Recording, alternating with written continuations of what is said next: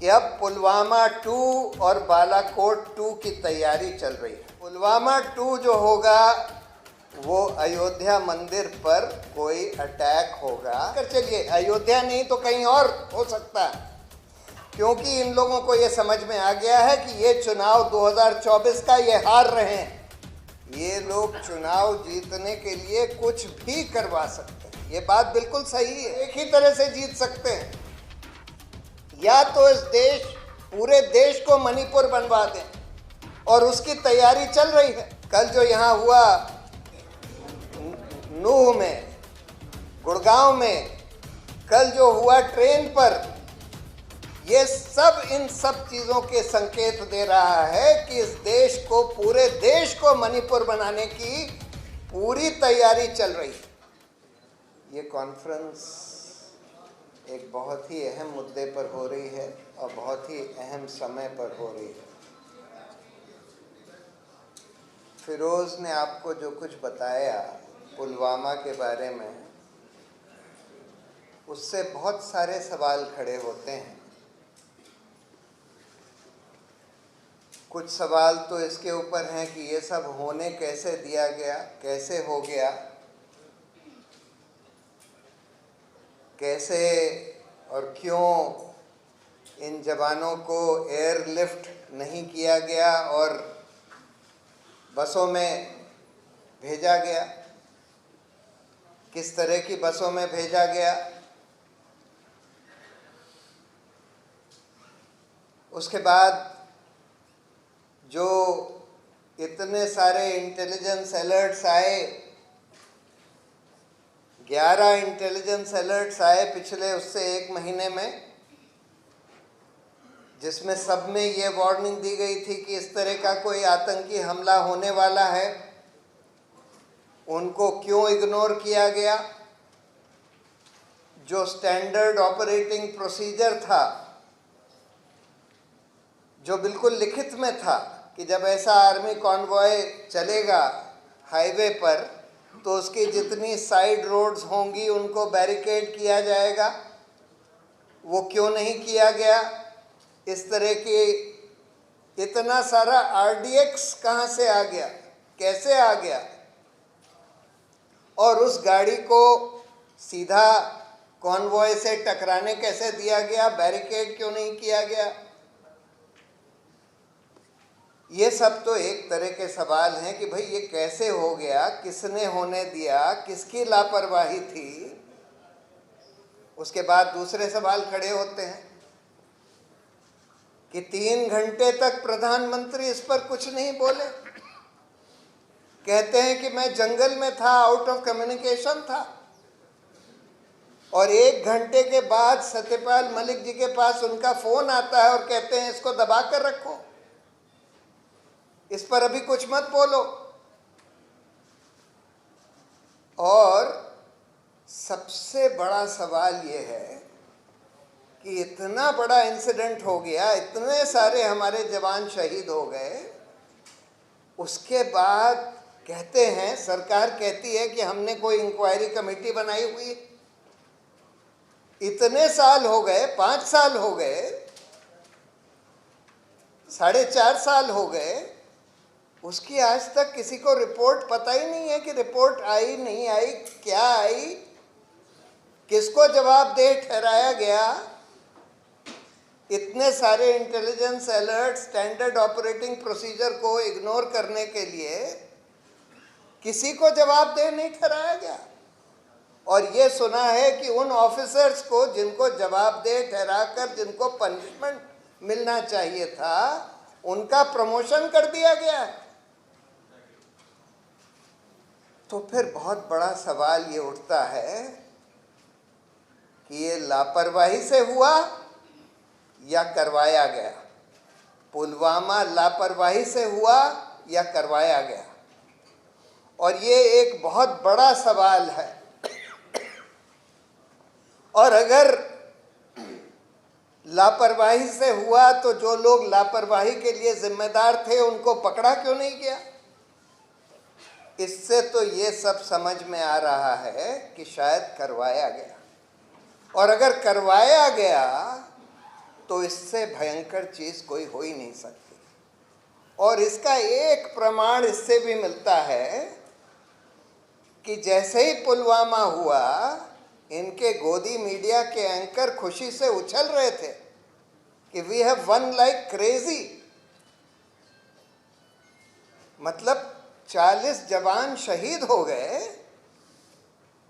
और मीडिया के एंकर खुशी से उछल रहे हैं कि we have won like crazy. और इसलिए ये बात इतनी अहम है क्योंकि आज जो मेरे पास सूचना आ रही है, और एक सोर्स से नहीं, कई सोर्सेस से आ रही हैं और क्रेडिबल सोर्सेस से आ रही हैं, कि अब पुलवामा 2 और बालाकोट 2 की तैयारी चल रही है। और क्या तैयारी चल रही है, जो मुझे सुनने में मिला है, मैं उसको ऑथेंटिकेट नहीं कर सकता, ना ही ये बता सकता हूं कि किन लोगों ने मुझे ये बताया है, कि पुलवामा 2 जो होगा वो अयोध्या मंदिर पर कोई अटैक होगा जो कि जैश ए मोहम्मद या अल-कायदा द्वारा होगा या करवाया जाएगा। और बालाकोट 2 जो होगा वो पाकिस्तान ऑक्यूपाइड कश्मीर में इनकर्जन यानी कि ग्राउंड मूवमेंट, सिर्फ अब की बार बमबारी नहीं, अब की बार जो सुनने में आ रहा है और मल्टीपल सोर्सेस से सुनने में आ रहा है कि अब की बार थोड़े से ग्राउंड ट्रूप्स भी भेजे जाएंगे। इसलिए नहीं भेजे जाएंगे कि हम पाकिस्तान ऑक्यूपाइड कश्मीर पर कब्जा कर लें, लेकिन ये दिखाने के लिए, जैसे बालाकोट में इन्होंने दिखाने की कोशिश करी कि भाई हमने पाकिस्तान के ऊपर बम गिरा दिए। वो बम से कुछ हुआ हो ना हुआ हो, बम कहाँ गिरे कुछ किसी को पता नहीं, लेकिन बम गिरा दिए और उसके आधार पर चुनाव बिल्कुल 2019 का पलट गया। जहां पुलवामा बालाकोट के पहले ये सब लोग मान रहे थे कि अब की बार इनकी मेजॉरिटी नहीं आने वाली, पुलवामा बालाकोट से सब कुछ पलट गया। बहुत सारे लोग ये भी मान रहे थे कि उसके बाद भी इनकी मेजॉरिटी नहीं आने वाली। आज तो खैर हिंदू के अखबार में एक बहुत बड़ा लेख आया है कि जहाँ जहाँ बहुत क्लोज कॉन्टेस्ट था, यानी कुछ 100 का मार्जिन था, वहाँ वहाँ करीब करीब सारे इलेक्शंस में भाजपा जीत जाती है, और ख़ासकर वो भाजपा रूल्ड स्टेट्स में। तो ये कैसे हो गया कि जहाँ इतना क्लोज इलेक्शन हुआ सभी में भाजपा जीत गई? तो ईवीएम में कुछ हुआ, कुछ और मैनिपुलेशन हुआ, ये हम नहीं कह सकते, लेकिन खैर अगर हम ये भी मान लें कि पुलवामा बालाकोट से इलेक्शन पलट गया, तो आज इसकी बहुत बड़ी आशंका है। और यही बात सत्यपाल मलिक जी ने हाल में एक इंटरव्यू में बोली, ये लोग चुनाव जीतने के लिए कुछ भी करवा सकते हैं। ये बात बिल्कुल सही है। जो प्रधानमंत्री 3 घंटे तक पुलवामा जैसे हमले के बारे में कुछ नहीं बोलता, जो प्रधानमंत्री 3 महीने तक मणिपुर के बारे में कुछ नहीं बोलता, और जिसके पिट्ठू एंकर खुशी से उछल जाते हैं जब हमारे 40 जवान शहीद हुए, वो लोग कुछ भी करवा सकते हैं, कुछ भी करवा सकते हैं। और इसलिए हमको आज बिल्कुल सार्वजनिक तौर पर सारे सिटीजन्स को, सारे ऑपोजिशन को मिलकर ये बात कहनी चाहिए।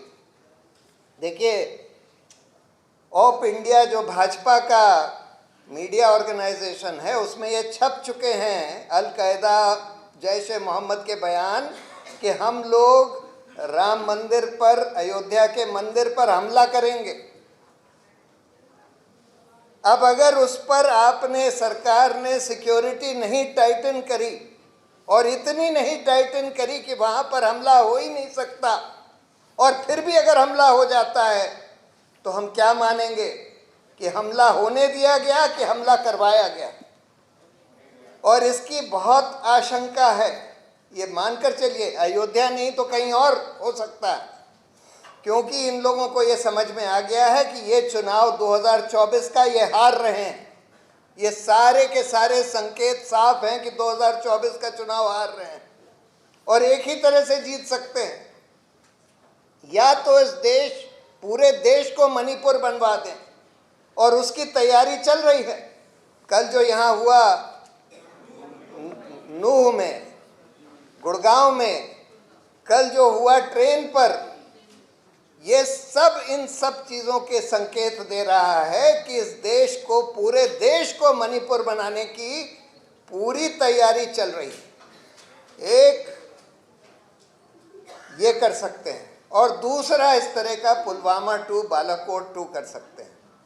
इसलिए पूरे देश को इसके बारे में सतर्क रहना होगा, और सबसे पहले पुलवामा की जवाबदेही मांगनी होगी कि आपने ये कैसे होने दिया, और जिन लोगों ने होने दिया उन लोगों को क्यों आज तक जवाबदेह नहीं ठहराया गया है, उस इंक्वायरी का क्या हुआ, उन लोगों को क्यों प्रमोट कर दिया गया है जिनको जवाबदेह ठहराया जाना चाहिए था। अगर हम ये भी मान लें कि आपको नहीं पता था, आपने नहीं करवाया, तो जिन लोगों ने होने दिया, जिनकी लापरवाही थी, ये तो साफ है कि लापरवाही थी। आपने 11 इंटेलिजेंस अलर्ट्स इग्नोर किए, आपने स्टैंडर्ड ऑपरेटिंग प्रोसीजर वायलेट किया, और उसके बाद भी किसी की जवाबदेही नहीं तय होती है। तो इसलिए हम लोगों को ये सवाल पूछना होगा, इसकी इंक्वायरी रिपोर्ट मांगनी होगी, और पूरे देश को आगाह करना होगा कि इस तरह की घटना फिर से करवाई जा सकती है। बहुत बहुत धन्यवाद।